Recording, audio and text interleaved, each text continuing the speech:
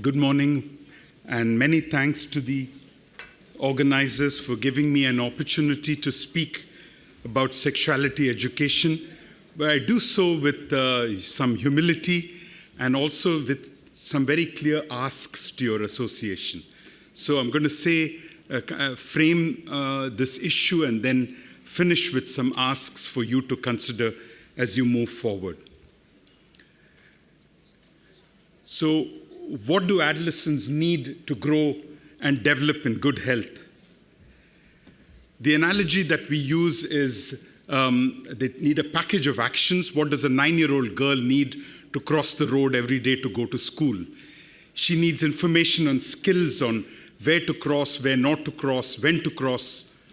She needs a safe and supportive environment, traffic lights that work, drivers who respect the rules or are punished if they don't.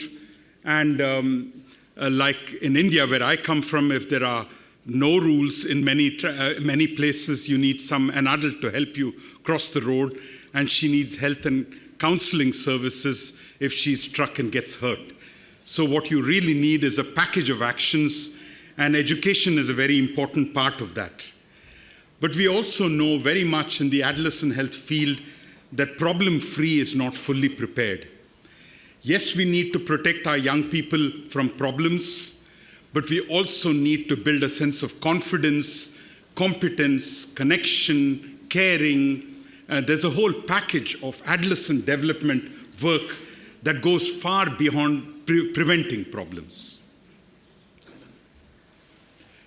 So this brings me to the discussion of comprehensive sexuality education. Now, comprehensive sexuality education is defined by the United Nations as a curriculum-based process of teaching and learning about the cognitive, emotional, physical, and social aspects of sexuality. It aims to equip children and young people with knowledge, skills, attitudes, and values to do the things listed in this slide. So this is a whole process. And why do young people need comprehensive sexuality education? So we use some thumb rule figures. On an average, 1.5 million adolescents die every year due to very many causes, but sexual and reproductive health causes are important: unsafe abortion, maternity-related conditions. Tens of millions of adolescents experience health problems. This includes sexually transmitted infections, the menstrual health problems that we've discussed. And hundreds of millions of adolescents initiate behaviors, habits that will cause problems in the future. We talked about HPV on day one, unprotected sexual activity leading to HPV infection, HIV. But there's something that we didn't talk so much about in this meeting, and that is gender norms. By the age of 15, boys and girls in many parts of the world think it's okay for a man to beat his wife if she burns the food, if she leaves the house without his permission, if she's disrespectful. So these are norms that they learn so early in life, often from home. At home, we teach our children gender inequality, we teach our children racism, we teach our children all these things. So these are very important things that even in this very early age, we need to undo. So what can CSC provide adolescents and young people? Knowledge and skills, information about a whole spectrum of issues, skills to negotiate issues, and I'll talk to you about one specific skill, and very importantly, relating to the previous slide, to teach each other with respect. We just finished recently the day against homophobia, and those are also important issues, the issue of inclusion. Now, yesterday, Julie kindly presented the International Technical Guidance on Sexuality Education. This is available in all languages on the internet. Please have a look at it. It contains 8 concepts listed on this slide. Each of these concepts has key topics and then learning objectives by 5 to 8, 9 to 12, 12 to 15, 15 to 18. And all these concepts are taught together in a holistic way as the child grows from the age of 5 when they start school to the age of 18 or so when they leave school. And let me give you one example on decision making. So, a lot of fixation of many people, the opponents of sexuality education, is that it teaches children to have sex and sexualizes children. But here we are teaching things like decision making. Everybody deserves to make their decisions, 5 to 8. Decision making is a skill that can be learned and practiced, 9 to 12. The process of making decisions about sexual behavior includes consideration of positives and negatives, 12 to 15. And similarly, we talk about awareness of media literacy. Please have a look at this because there's a wealth of information here. A quick global snapshot. Different terms are used for sexuality education in countries: life skills education, family life education. As far as we are concerned, any term is fine as long as you can communicate the concepts in a way that are useful to young people. Julie presented yesterday this Journey Towards Comprehensive Sexuality Education, a stock-taking report, which we published 2 years ago, which shows that more and more countries have laws and policies in place. It's being implemented in secondary school, not so much in primary school. It's still largely biological. It doesn't deal with other issues such as, relationships, such as feelings, such as thoughts. Much more needs to be done to prepare teachers and support them, and much more needs to be done to involve parents. So work is being done. So this is my first ask. It would be very good if your association, your powerful association, engages with countries to support ministries of education and speaks to this, because your voice is important. Pediatricians don't speak about this very much. And FIGO specialists do talk about it, but not really as the kind of urgency that I see in this meeting. There's a lot happening in countries. Nigeria, for instance, many problems, but is one of the few African countries which has scaled up sexuality education nationwide in all the 36 states, including the Muslim states of the north. Uruguay, a small country in Latin America, which has a remarkable program over the last 20 years, placed within the context of the National Adolescent Pregnancy Prevention Strategy, and aimed at pregnant adolescents, at adolescent mothers and fathers, at an intersectoral implementation with national, provincial and local level actions. So well planned. And an initiative from India, where you have government policy for sexuality education and non-government organizations working with government to support quality education, partnerships. Because it's often non-government organizations which can deal with the sensitive matters relating to sexuality. This is a very interesting slide. Pakistan is, Islamic country struggling with Islamic fundamentalism, has done much more in sexuality education than more liberal countries like India.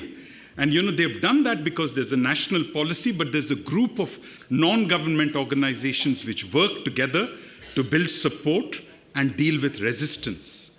So when there is pushback, they know how to get media persons involved, they get journalists to come and visit schools, they organize information sessions for parents. So, for sophisticated information to build support. And Mexico. Mexico is a program, a Catholic country, but a secular government which has put sexuality education at its core and has continued with it for over 20 years. Over time, evolving and building support and dealing with resistance, which increasingly comes from the evangelical church in North America, in all these countries. So I conclude with my second ask, and that is building support and standing up to backlash. Everywhere, parents are a little uncomfortable about educating children. They think that, this sexualizes them, puts ideas in their mind, teach stuff, information that they should not have, confuses them. And so even when there is broad support, 1 or 2 parents groups can stand up and push this back.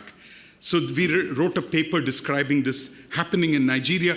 But in Nigeria and in every other country, the only thing that works to resist is when there's a group of people in the country who are committed to fighting this.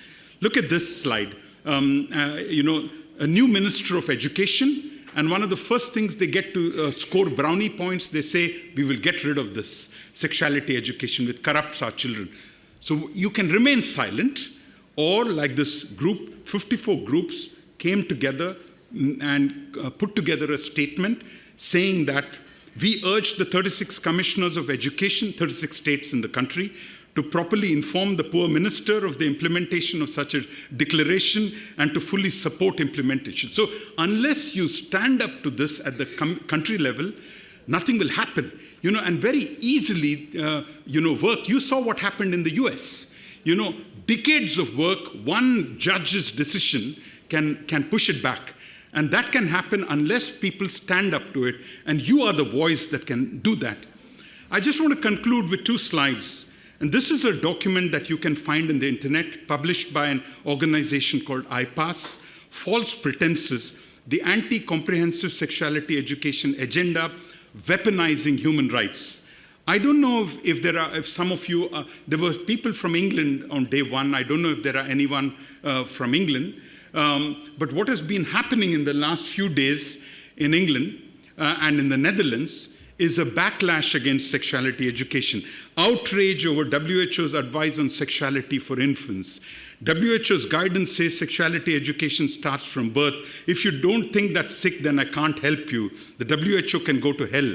So the issue is that what they do is that they take issues such as the transgender issue. So they talk about comprehensive sexuality education as a means to kind of promote the idea of sexual orientation, gender identity, gender expression in countries, and frighten parents.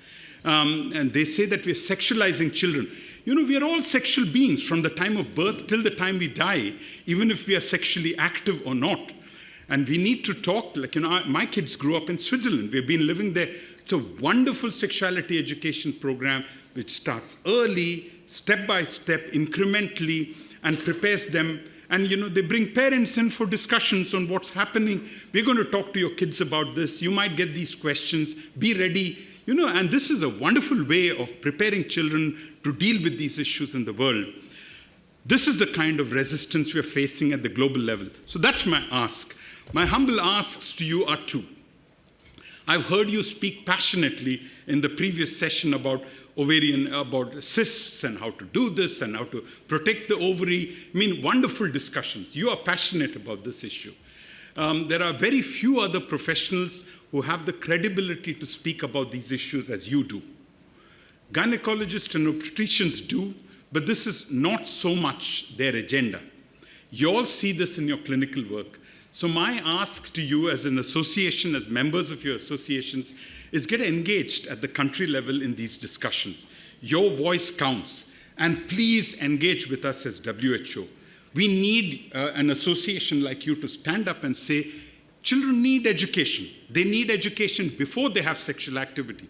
There was one slide that there were a number of people who presented saying 60% of girls in India don't know about their periods until the day they have their periods.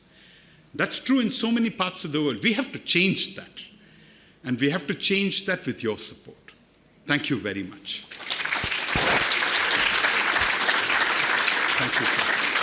Chandra, thank you very much indeed. Have a safe flight, and you can be assured that you have the commitment of Fiji to help with our skills and expertise in furthering the aims of the WHO for adolescents. So thank you very much. A shared aim for all of us, for our children and our grandchildren. But you all are powerful people. You need WHO, we need you. And your voices are important. Write to our Director General. Tell him that this is nonsense. Children need education. Thank you very much indeed.